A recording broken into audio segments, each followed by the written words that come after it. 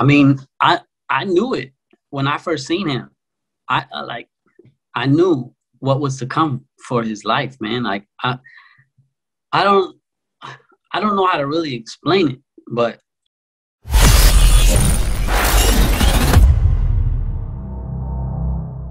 now, for those who don't know, you also are, you know, heavily involved in other elements, and the one you being involved in is music, right? Bread with the best while you're building better bridges. Battle from the bottom like a beast, handle your business. No better than these babbling vagabonds from Babylon. Basically base running like I'm batting for Barry Bonds. Hit harder than these hitters on the block, hella high. Haven't had a holler to open they heaven eye. Heated from the hot hood, haters got you hellified. Heathen when you're breathing, have people reaching for sky. Tell time to teach you and talk to your temple. Might take some thinking, but don't let the trouble tempt you. So what inspired you to start rapping? Man, it starts from the same story from the beginning. Like, in the beginning when I was doing it, once I started, like, once it got past my block and it started reaching out to the neighborhoods around, then I'm seeing people do everything. You know, I'm seeing people beatbox and freestyle on the corner. You know, I'm seeing cats, you know, so I'm running up with cats to go look at the piece in the alley. You know, I'm seeing, so it was the whole spectrum of hip hop. And then it was, but what initially got me to really like put the pen to paper was English class and having to do a speech in front of everybody or a poem. It was like, okay, everyone's going to have to do a speech or a poem in front of the class. And I was like, I don't want to, what am I going to speak about? You know? And then I was just like, I'm just going to write a rap and just say it's poetry, because it is, you know? It is. And that's when I wrote my first rap, you know, and I did it. It went good in class, and then it spread through the school that I was rapping in class. And then the MCs in school were like, yo, so, you know, we heard you rapping, you know, and I had to show them. And then they were like, okay. And then they kind of took me in. They were like, okay, now let's start writing raps. And that just became a thing. Like, you write a rap in class during break, we're gonna Cypher. And then it stood, man. This was like 89. Wow. You know, when I first they weren't trying to battle you, man. They just wanted to hear the rap. Yeah, we just wanted to rap together. It wasn't about battle. You know, they had battles and stuff like that, but I was like a new jack, you know what I'm saying? Like, why do they want to battle me, you know? So they were more like, yo, like, get good so you can battle, you know? It was more like that, you know, like. And I'm thankful for that, man, because I feel like maybe if they would have probably battled me and, like, you know, did me dirty or whatever, I might have, like, quit, you know, like, man, you know. Yeah. But because of the encouragement, you know, it's like, okay, you know, and I still talk to some of those cats every now and then. They'll hit me up and, like, congratulate me, you know, and be like, yo, you still with it, you know. A lot of them, you know, they don't rap no more, or they're just like, man, like, you actually stayed with everything, bro. Like, that's wild, you know.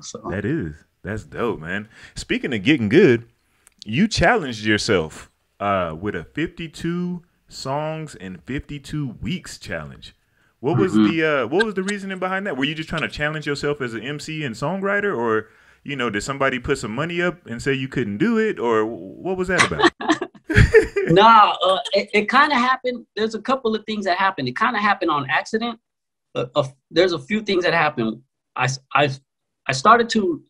wanted to start writing Brave Star 2, because I don't know if it was, I put an album out called Brave Star.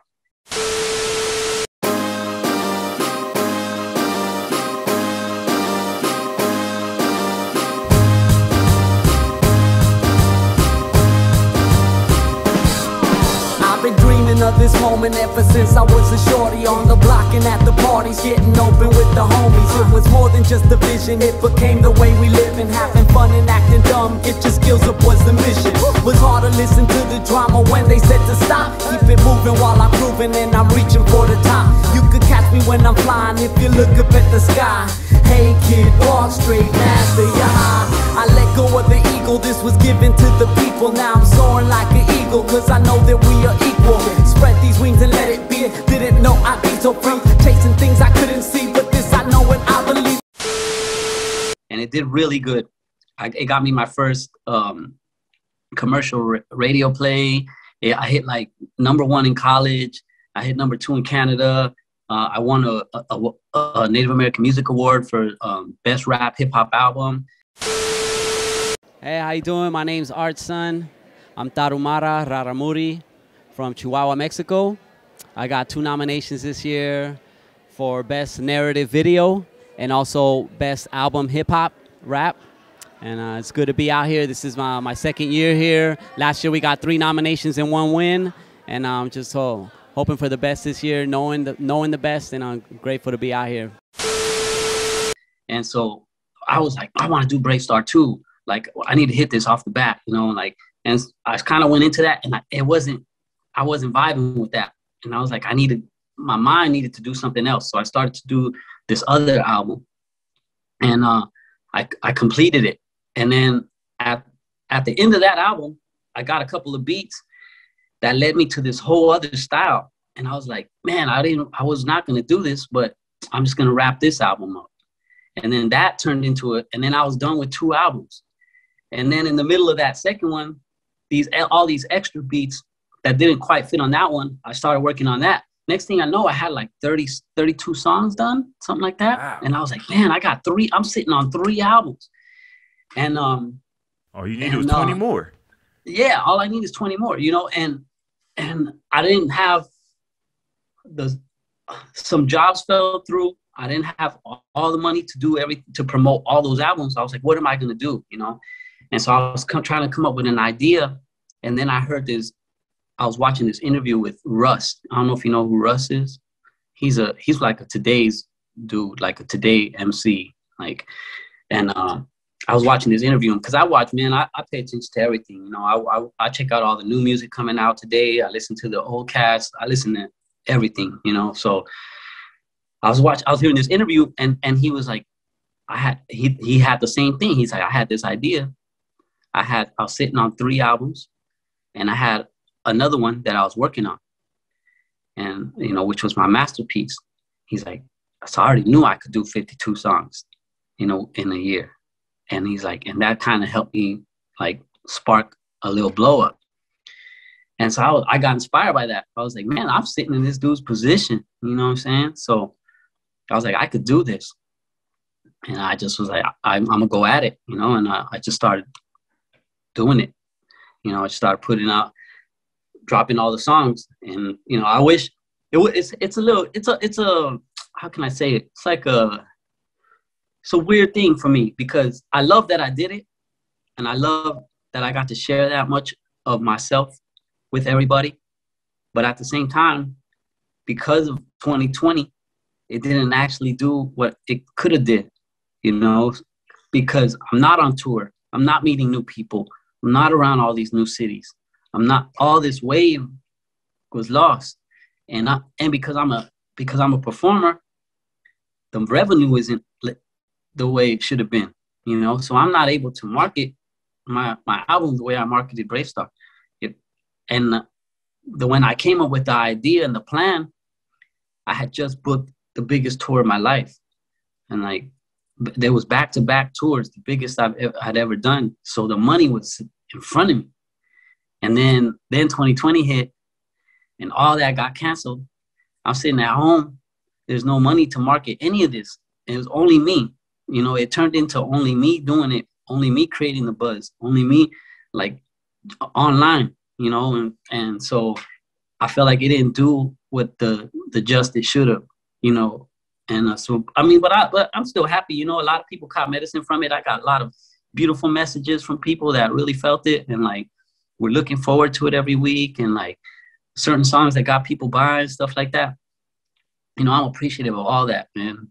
But as an artist, you know, you still wanted to do what you visioned, you know, like, dang, I saw this, man. It was right in front of me, you know? And right. So I have this little thing about it, you know. It's like, man, I'm super grateful that it's an accomplishment regardless, you know, but No doubt. it's a tough one. It's a tough one for me to swallow, man, because I'm like, man, it was right there. Right, it was right there, you know. And Right. and you know, at the end of the day though, I put out 52 songs. And right now I'm sitting on 3 albums done. Like I had to take a break. I was like, I'm gonna take a break and hit the brakes for a second. I'm putting stuff out. But I'm still writing and recording, but I'm sitting on 3. So I have 3 albums that I'm like, yo, I could do it again. That's 104. Yo, let's go, yo. Let's go. No doubt. Well, recently on your Instagram, and make sure you follow I am Artson on IG. You released, you put up your music video, Can't Deny.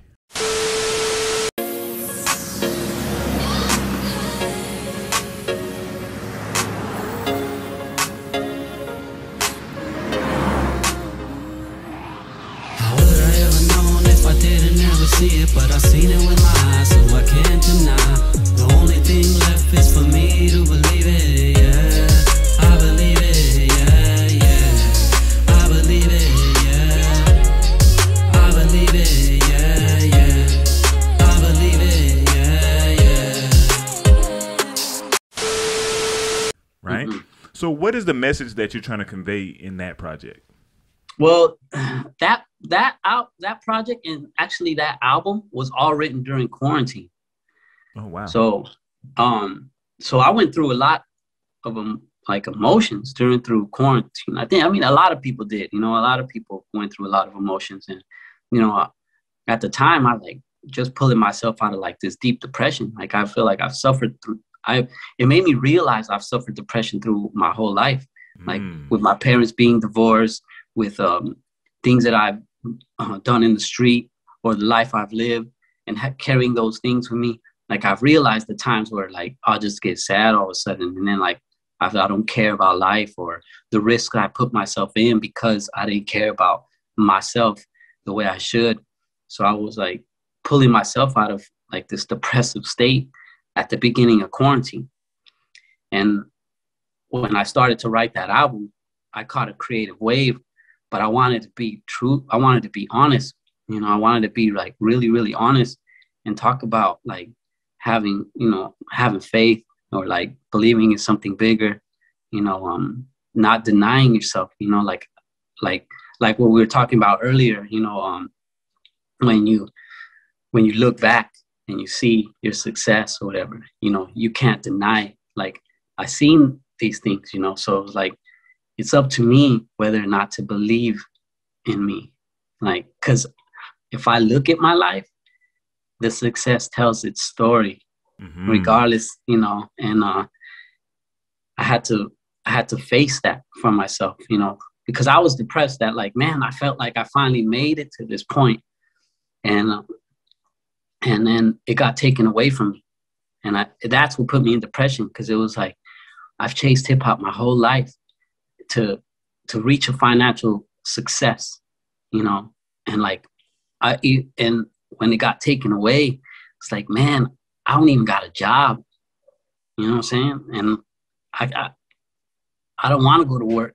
Like I feel like I'm right here. I'm at this point. Like I'm good at what I do, and it kind of depressed me, you know. I was like, man, what did I do with my life? You know, what was it all worth it? Like I separated myself from my family, you know, so, and I didn't grow up with I didn't grow up around my family. My hip hop's my family, you know, people I run the Cyphers with or people I share music with, like they became my family.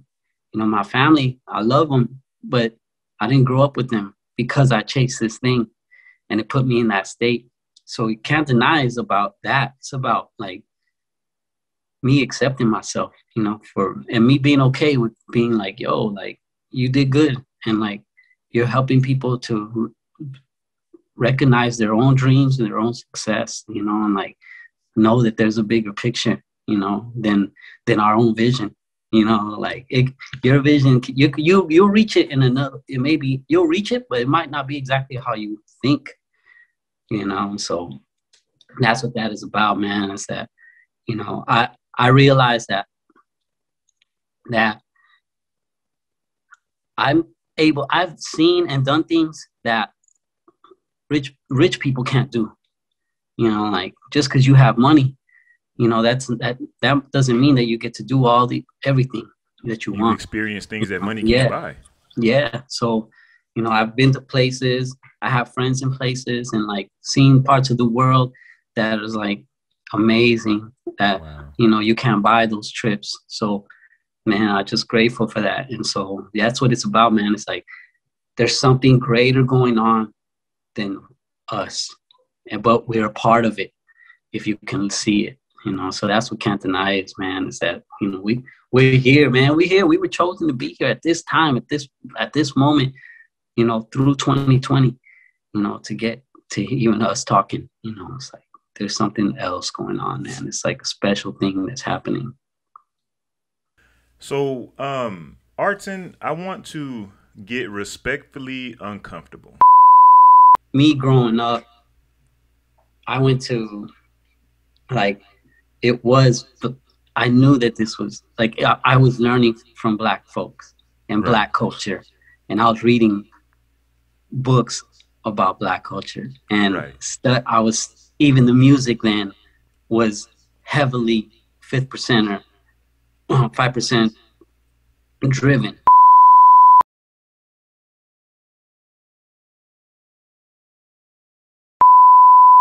For more quality content from Beyond the Cypher with Illskillz, don't forget to press the like and subscribe buttons.